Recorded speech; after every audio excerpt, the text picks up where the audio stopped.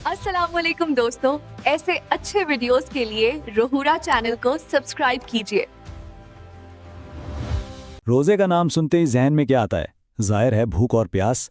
सहरी के लिए जल्दी उठना, दिन भर खुद को रोके रखना और फिर मगरिब के वक्त सूखे होंठों के साथ इफ्तार का इंतजार। ये सब रोजे का हिस्सा तो हैं, बिल्कुल हैं, लेकिन क्या रोजा बस इतना ही है? चलें जरा गहराई में जाकर देखते हैं कि इस भूख और प्यास के पीछे असल मकसद क्या छुपा है। देखें, आम तौर पर तो हम यही समझते हैं कि रोज़ा मतलब बस खाना पीना छोड़ देना, लेकिन इसका असल मकसद, इसकी रूह वो बहुत गहरी है। ये जो खाली पेट है ना, ये हमें एक पाकीज़ा दिल की तरफ ले जाता है।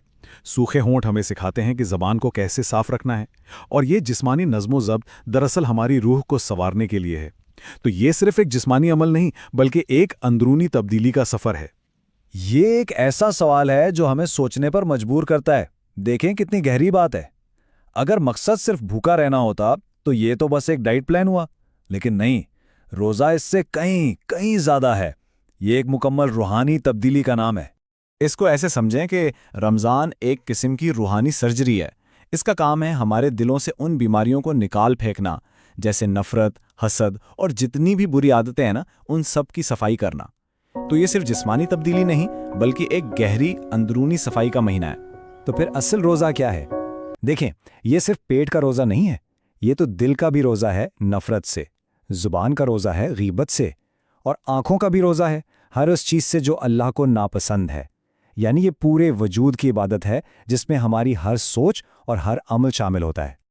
अच्छा, अब आते हैं उन चीज़ों की तरफ जो हमारे रोज़े की सारी मेहनत पर पानी फेर सकती हैं। हम उन्हें कह सकते हैं रमज़ान की बरकतों के चोर। ये वो बुरी आदतें हैं जो दिन भर की भूख प्यास को बेमानी बना सकती हैं। और इन चोरों में सबसे पहला और शायद सबसे खतरनाक चोर हमारी अपनी ज़ुबान है।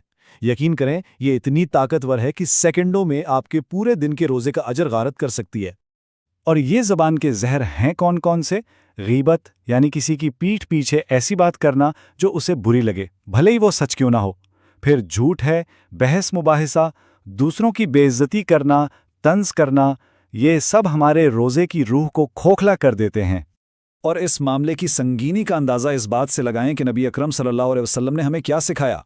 यानी बात बिल्कुल साफ है, अल्लाह को हमारे भूखे प्यासे रहने से कोई गर्ज नहीं अगर हमारा किरदार नहीं बदल रहा। अगर हमारी ज़बान और हमारे आमाल ठीक नहीं हो रहे तो इस भूख प्यास का आखिर फ़ायदा क्या? अच्छा, दूसरा बड़ा चोर वो है हमारी स्क्रीन्स। जी हाँ, सोशल मीडिया, डिजिटल दुनिया, ये वो खामोश चोर है जो हमारा सबसे कीमती असासा यानी वक्त चुरा लेता है और हमें एहसास तक नहीं होता। और ये चक्कर ऐसा है कि हम सब इससे वाकिफ़ हैं। नीयत तो बहुत अच्छी होती है कि बस इफ्तार के बाद 5 मिनट फ़ोन देखना है, लेकिन कब वो 5 मिनट घंटों की स्क्रोलिंग में बदल जाते हैं पता ही नहीं चलता। एक वीडियो दूसरी की तरफ ले जाती है और नतीजा ये निकलता है कि कुरान पढ़ने और दुआ मांगने के लिए ना तवानाई बचती है और ना वक्त। अब आते हैं एक और बहुत अहम नुक्ते पर, वो गुनाह जो हम तन्हाई में करते हैं। ये वो चीज़ है जो हमारे ज़ाहिरी और बातनी किरदार के फ़र्क को वाज़े करती है। ये सवाल खुद से पूछना बहुत ज़रूरी है कि जब कोई नहीं देख रहा होता तब हम कौन होते हैं। ईमान का असल इम्तिहान तो तभी होता है जब गुनाह करना बहुत आसान हो और कोई देखने वाला ना हो, लेकिन हम सिर्फ अल्लाह के खौफ से उसे रुक जाएं।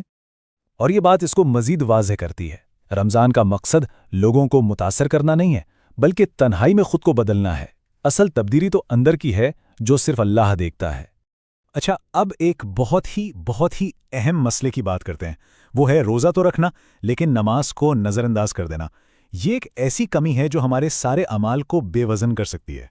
ये मिसाल बहुत खूबसूरत है और बहुत गहरी भी। नमाज के बगैर रोज़ा ऐसा ही है जैसे आप बुनियाद के बगैर दीवारें खड़ी कर रहे हों। क्या वो टिकेंगी? कभी नहीं। नमाज तो दीन का सुतून है, अगर सुतून ही नहीं तो छत कैसे कायम रहेगी?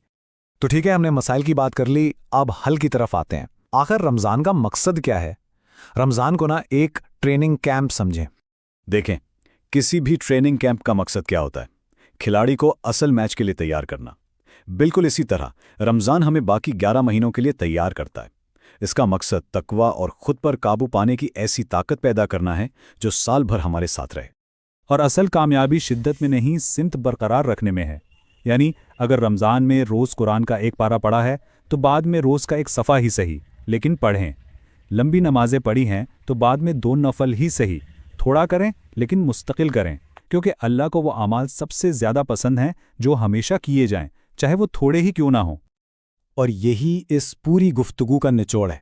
रमज़ान सिर्फ 30 दिन का त्यौहार नहीं, ये ज़िंदगी भर की तब्दीली की बुनियाद रखने का मौका है। आखिर में बस ये याद रखें कि ये मौका बहुत कीमती है। कितने ही लोग थे जो पिछले साल हमारे साथ थे लेकिन आज नहीं हैं। हमें ये मौका मिला है तो इसकी कद्र करें। आइए इस रमज़ान को सिर्फ एक रस्म ना बनने दें, बल्कि अपनी ज़िंदगी के लिए एक नई शुरुआत बनाएं।